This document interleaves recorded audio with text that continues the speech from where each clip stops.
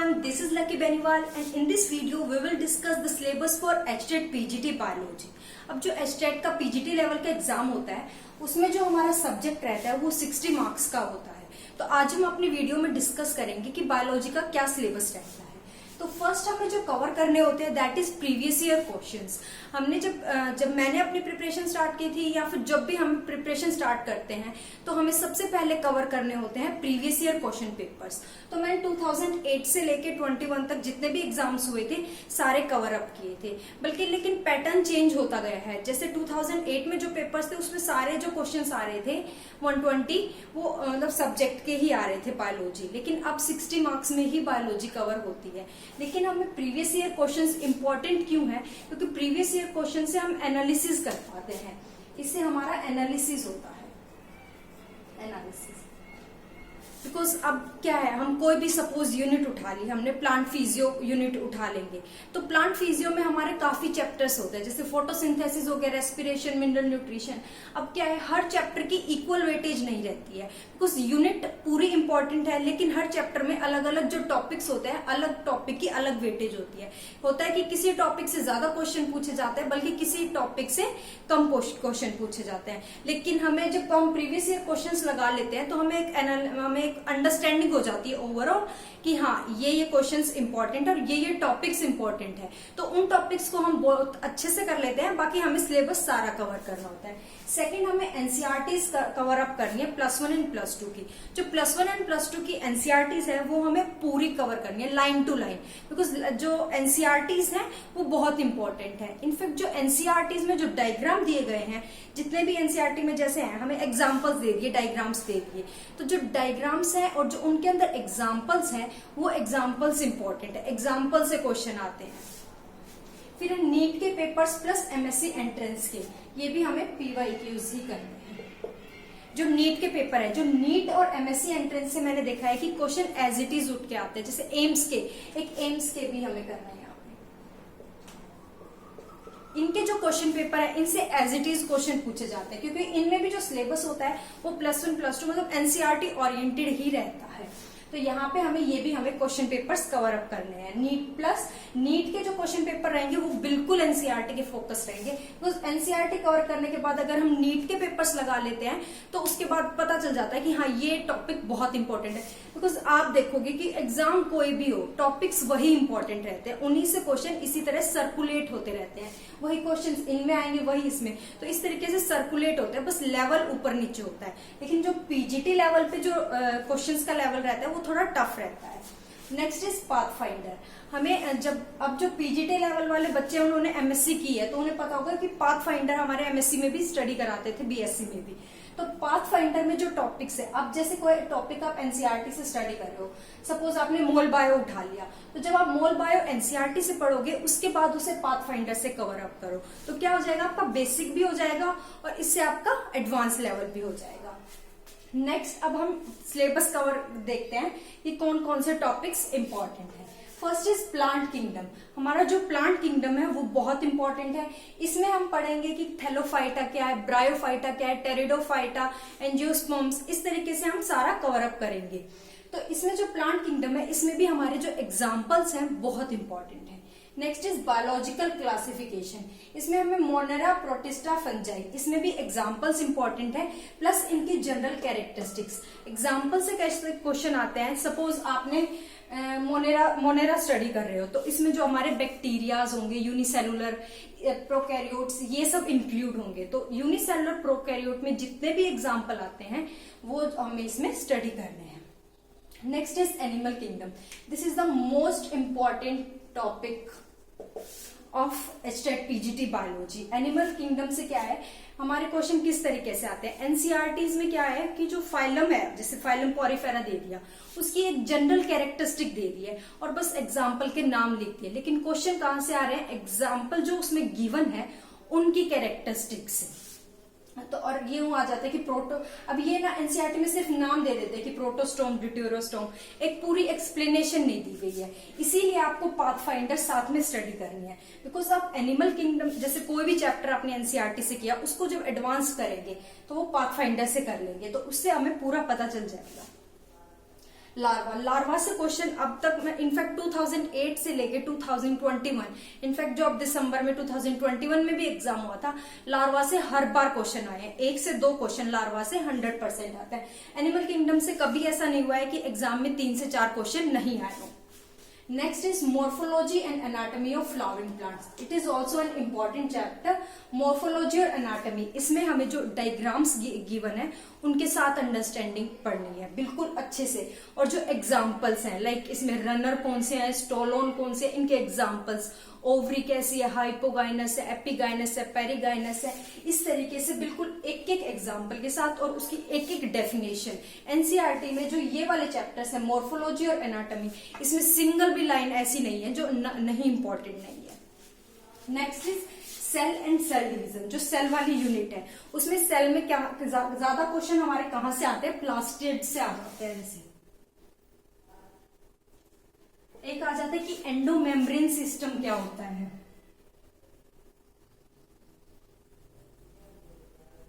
Endomembrane system, इस तरीके से क्वेश्चन आते हैं। हम अंडरस्टैंड, यूं नहीं है कि मतलब पीजीटी लेवल पे सीधा ये आ जाएगा कि हाँ पावर हाउस ऑफ सेल किसको बोलते हैं, माइटोकॉन्ड्रिया, सुसाइडल बैग, लाइसोसोम, इस तरीके से इतने बेसिक क्वेश्चंस नहीं आते हैं। इसमें आ जाता है प्लास्टिड से। प्लास्टिड से भी कैसे क्वेश्चन आते हैं कि कितने टाइप्स के प्लास्टिड होते हैं, तो एनसीईआरटी में गिवन है कि हाँ 3 टाइप्स के होते हैं, अमाइलोप्लास्ट कौन से होते हैं, एलियोप्लास्ट कौन से होते हैं, तो इस तरीके से डीप में क्वेश्चंस आएंगे। Next is cell division. Cell division में हमारा माइटोसिस एंड मियोसिस, इसमें हमारा मियोसिस ज्यादा इंपॉर्टेंट है बिकॉज मियोसिस 1 and 2, हमारा मियोसिस 2 स्टेजेस में होता है। तो इसमें जो हमारी ये स्टेजेस है जिसमें ये गिवन है कि काइज्मा किसमें होता है, क्रॉसिंग ओवर कहाँ होती है, ये इंपॉर्टेंट है। आपको एक एक स्टेज में पता होना चाहिए कि हाँ हमारी जाइगोटिन में सिनेप्सिस होगा, हमारा क्रॉसिंग ओवर पकाइटिन में होगा, रिकम्बिनेशन हमारा डिप्लोटिन में होता है। इस तरीके से आपको एक एक स्टेज में जो उसकी स्पेशल कैरेक्टरिस्टिक है वो पता होनी चाहिए। इस तरीके से हमारा सेल डिवीजन भी इंपॉर्टेंट चैप्टर है।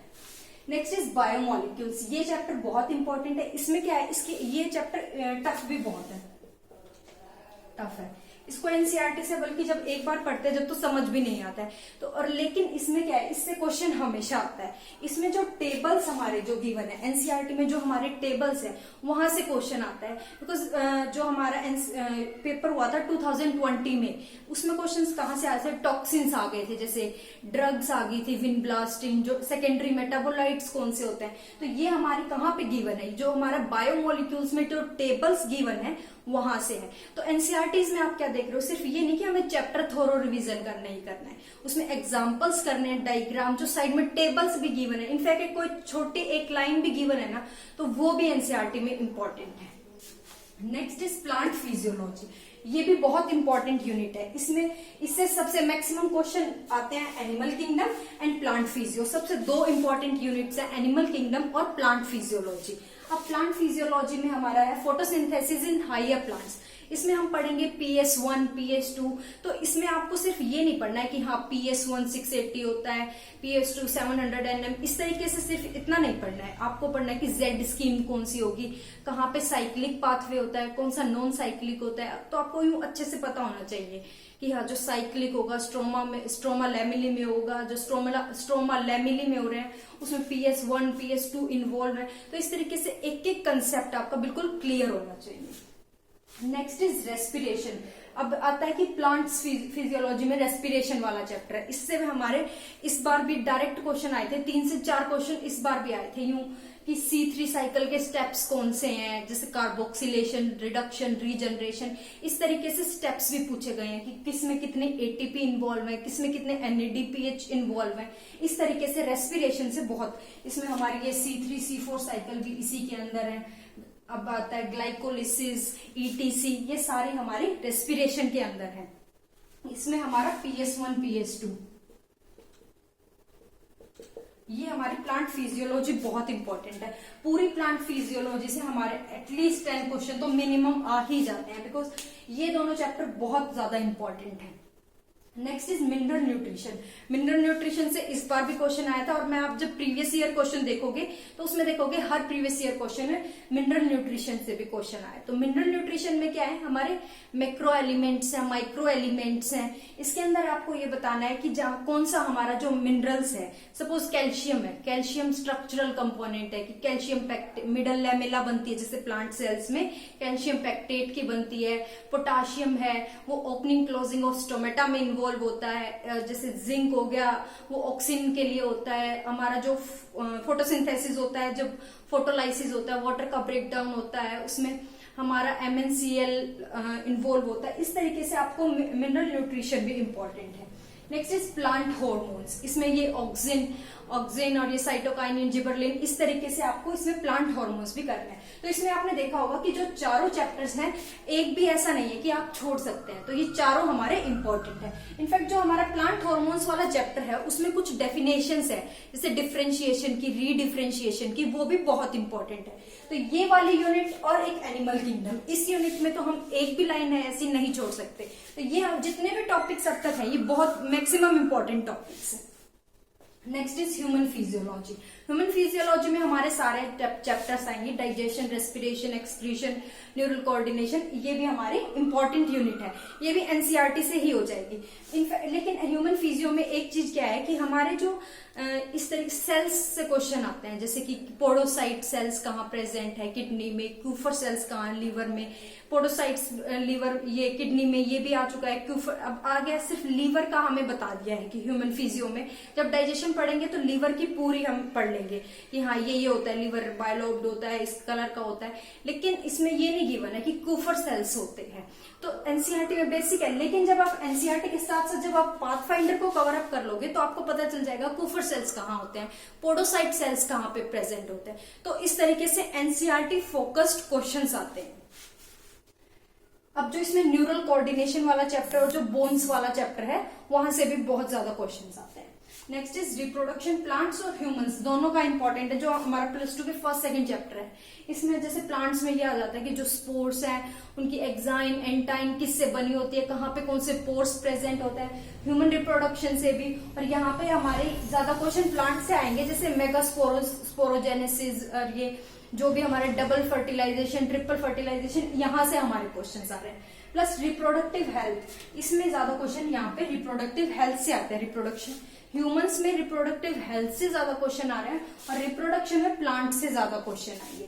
रिप्रोडक्टिव हेल्थ में जो इसमें हमारे +2 का जो चैप्टर है, इसमें जो एग्जाम्पल्स भी गिवन है वो एज इट इज आ रहे हैं कि कब हमारी मतलब फर्टिलाइजेशन के लिए कौन सी हमें MTPs चाहिए होती हैं, कौन सी हमारे STDs है। इस तरीके से हमारे बिल्कुल ऐसे भी क्वेश्चन आए हैं कि एनसीईआरटी कई बार कैसे क्वेश्चन आते हैं स्टेट में, मतलब कि आपने कितना अच्छे से पढ़ा है ये देखती है बोर्ड, ये देखेगा तो 3-4 लाइन दे दी जाती है किसी के बारे में। सपोज सेक्सुअली ट्रांसमिटेड डिजीज के बारे में 3-4 लाइंस लिख दी, तो आपसे ये पूछा जाएगा कि इनमें से कौन सी से आप प्रिवेंट कर सकते हैं, कौन सी कोज होती है। इस तरीके से आपको इसलिए एक लाइन पढ़नी है। Next is mole bio and biotech. जो मोल बायो एंड बायोटेक है वो सबसे अच्छा पाथफाइंडर में गिवन है, मोल बायो और बायोटेक। जो प्लस इसमें हमें ये अच्छे से करना है, रेप्लिकेशन, ट्रांसक्रिप्शन, ट्रांसलेशन, और जो हमारे टाइप्स ऑफ RNA हैं कि कौन सा स्टेबल RNA है, जैसे ट्रांसफर RNA सबसे स्टेबल है, मैसेंजर राइबोसोमल RNA। इस तरीके से हमारे तीनों RNA भी कवर करने हैं, रेप्लिकेशन, ट्रांसक्रिप्शन एंड ट्रांसलेशन। फिर हमारी इकोलॉजी की यूनिट है, इससे भी हमारे 1 से 2 क्वेश्चन तो 100% आते हैं इकोलॉजी में questions. Next is disease. Disease में क्वेश्चन कहां से आएंगे, हमारे जो डिजीज वाला है उसमें क्वेश्चन आता है हमारा जो principle of inheritance and variation में जो हमारी ऑटोसोमल रेसेसिव डिजीज वगैरह गिवन है, वहां से हमारे डिजीज से क्वेश्चन आते हैं। और एक जो हमारा ह्यूमन हेल्थ वाला चैप्टर है, ह्यूमन हेल्थ वाला, यहां से हमारे डिजीज से क्वेश्चन आते हैं कि कहाँ डाउन सिंड्रोम है, क्लीन फिल्टर सिंड्रोम है, टर्नर सिंड्रोम है। तो डिजीज में यहां से क्वेश्चन है कि इवोल्यूशन में आता है, जैसे पूछ ली जाएगी एज ऑफ साइकार्ड्स कौन सी है, जुरासिक होती है, जुरासिक होती है,